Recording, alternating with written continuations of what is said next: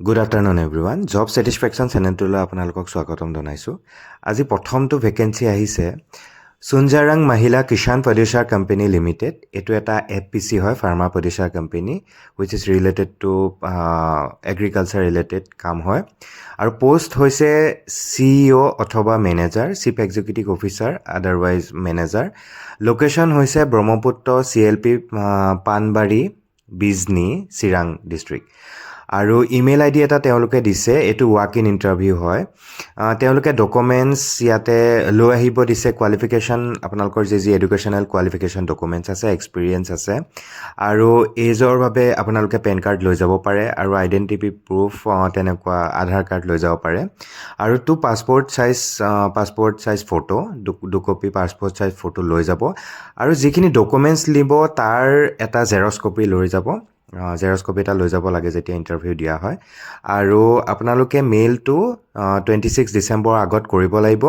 তাৰপিছত তেওঁলোকে শ্বৰ্টলিষ্ট কৰিব, শ্বৰ্টলিষ্ট কৰি আপোনালোকক ফোন কৰিব, আৰু আপোনালোকে CVখনত আপোনালোকৰ ফোন নাম্বাৰটো দি দিব যাতে তেওঁলোকে কণ্টেক্ট কৰিব পাৰে।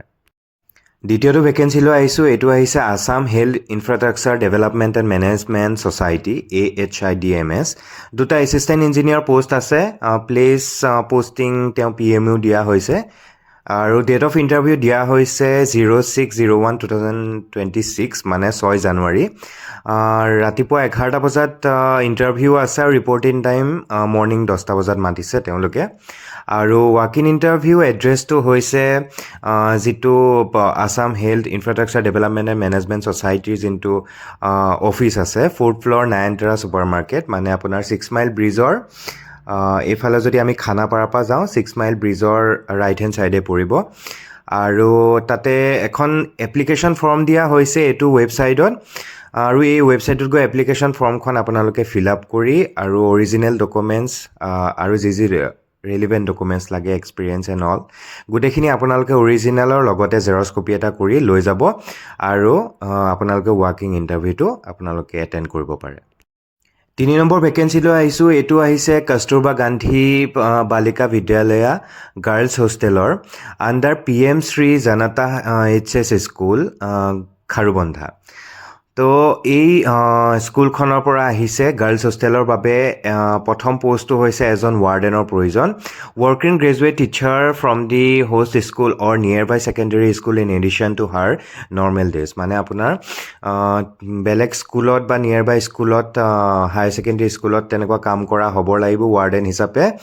তো ইয়াতে তেওঁলোকে চেলাৰী দিছে 9,000। তাৰ পিছৰ পষ্টটো ওলাইছে 3জন পাৰ্ট টাইম টিচাৰৰ ফৰ ইংলিছ ছায়েন্স আৰু মেথছ, এই 3টা ছাবজেক্টৰ কাৰণে 3জন টিচাৰ লাগে। আৰু এক্সপিৰিয়েঞ্চ বিচাৰিছে retired lady, existing lady teacher of nearby school, part time teacher, graduation with BEd will be preferred, মানে আপোনাৰ বেলেগ স্কুলত বা তেনেকুৱা প্ৰাইভেট স্কুল বা গভৰ্ণমেণ্ট স্কুলত আপোনালোকে কাম কৰা হ'ব লাগিব, আপোনালোকৰ সেইখিনি এক্সপিৰিয়েঞ্চ লাগিব। তেওঁলোকে ইয়াতে মেনশ্যন কৰা নাই কিমান বছৰ এক্সপিৰিয়েঞ্চ লাগিব, মিনিমামটো এবছৰ লাগিবই। আৰু যিসকলে গ্ৰেজুৱেশ্যন উইথ BEd বা পষ্ট গ্ৰেজুৱেশ্যন উইথ BEd কৰা আছে তেওঁলোকে বেছি প্ৰিফাৰ হ'ব। আৰু চেলাৰীটো তেওঁলোকে দিয়া নাই, আপোনালোকৰ আগৰ যিটো কাম কৰা চেলাৰী আছিলে তাতকৈ বেছিয়ে হ'ব চাগে, আপোনালোকে এক্সপিৰিয়েঞ্চ দেখাব লাগিব।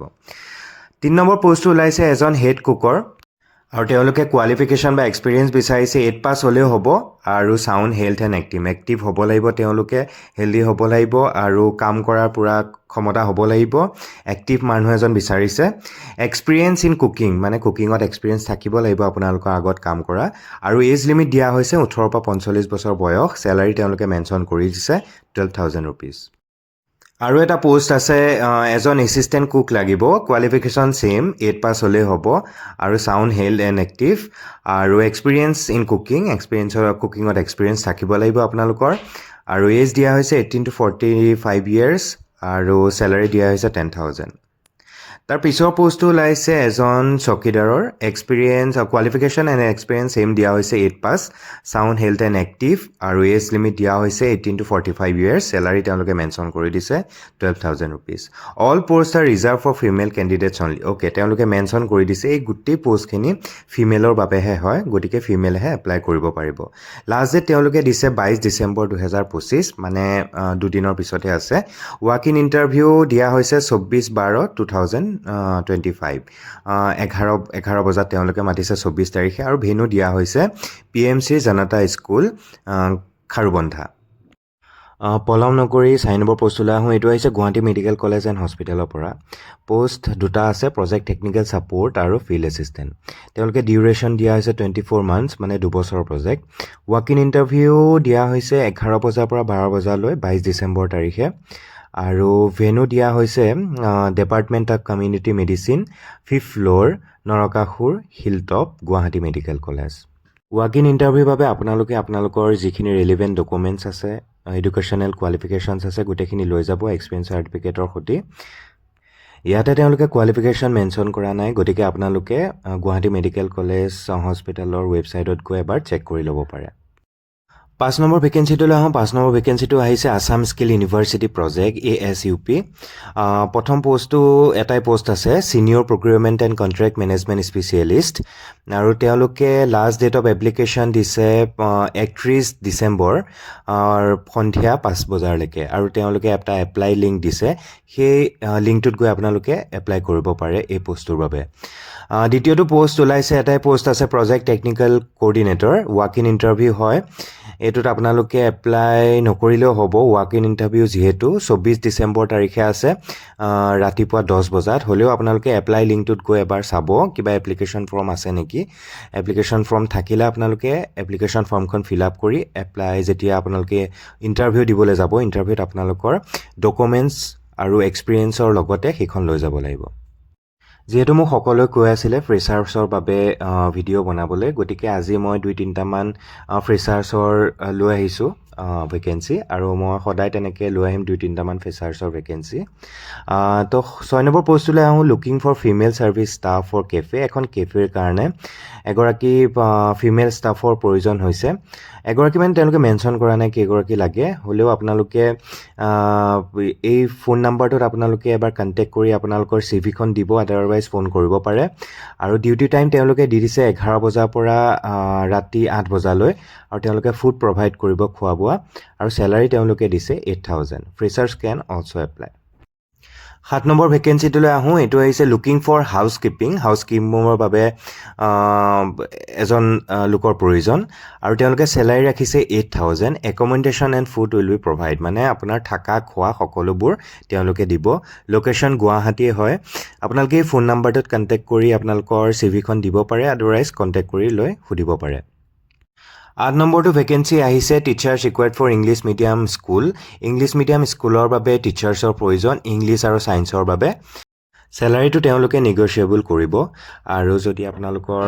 প্ৰিভিয়াছ আপোনালোকৰ যিটো চেলাৰী হয় সেইটো চাই পেলাই তেওঁলোকে চেলাৰীটো নিৰ্ধাৰিত কৰে আৰু ইয়াত এটা ফোন নাম্বাৰ দিছে ফোন নাম্বাৰটোত আপোনালোকে কণ্টেক্ট কৰি চিভিখন পঠাই দিব আৰু কিবা সুধিব লগা থাকিলে সুধি ল'ব পাৰে 9 নম্বৰ ভেকেঞ্চিটোলৈ আহোঁ এইটো আহিছে Nagaon metro' hospital and research চেণ্টাৰৰ পৰা পোষ্ট হ'ল ৰিচিপশ্যনিষ্ট এজনৰ প্ৰয়োজন কোৱালিফিকেশ্যন তেওঁলোকে এনি গ্ৰেজুৱেট বিচাৰিছে এক্সপিৰিয়েঞ্চ 2 বছৰৰ পৰা 3 বছৰ আপোনালোকৰ এক্সপিৰিয়েঞ্চ থাকিব লাগিব ৰেলিভেণ্ট ফিল্ডত ৰিচিপশ্যনিষ্ট হিচাপে বা তেনেকুৱা হস্পিটেলত কাম কৰা কৰ্মী হিচাপে তাতে আপোনালোকৰ এটা ইমেইল ID দিয়া আছে metro-hospital.research-center@gmail.com এই ইমেইল IDটোত আপোনালোকৰ চিভিখন আৰু লগতে আপোনালোকৰ যিখিনি ডকুমেণ্ট এডুকেশ্যন কোৱালিফিকেশ্যন এক্সপিৰিয়েঞ্চ গোটেইখিনি আপোনালোকে পঠাই দিব আৰু লোকেশ্যন আপোনালোকৰ নগাঁৱতে আছে যিহেতু মেট্ৰ' হস্পিটেল তো তাৰ বাবে এইখিনি আপোনালোকে এপ্লাই কৰি ল'ব পাৰে তাৰ পিছৰ পোষ্টটোলৈ আহোঁ পিছৰ পোষ্টটোত ছুইগি আৰু ইনষ্টামাৰ্টৰ বাবে পেকাৰৰ এজন প্ৰয়োজন মানে আপোনাৰ ডেলিভাৰী বয় হয় তো মেইল ৰিকুৱাৰ্ড যিহেতু মেইলৰ পোষ্ট হয় তেওঁলোকে মেইল বিচাৰিছে আৰু মেবি আপোনালোকৰ ভেহিকেল থাকিব লাগিব ইয়াতে এটা কণ্টেক্ট নাম্বাৰ দিয়া হৈছে কণ্টেক্ট নাম্বাৰটোত আপোনালোকে কণ্টেক্ট কৰি আপোনালোকৰ চিভিখন দিব পাৰে আদাৰৱাইজ কিবা ইনফৰমেশ্যন থাকিলে সুধি ল'ব পাৰে গতিকে ডেইলি জব আপডেটছৰ বাবে আপোনালোকে মোৰ চেনেলটো ছাবস্ক্ৰাইব কৰি দিব লাইক কৰিব আৰু শ্বেয়াৰ কৰি দিব ফ্ৰেণ্ডছৰ লগত যাতে বেলেগেও চাকৰি এটা পোৱাত সুবিধা হয় ধন্যবাদ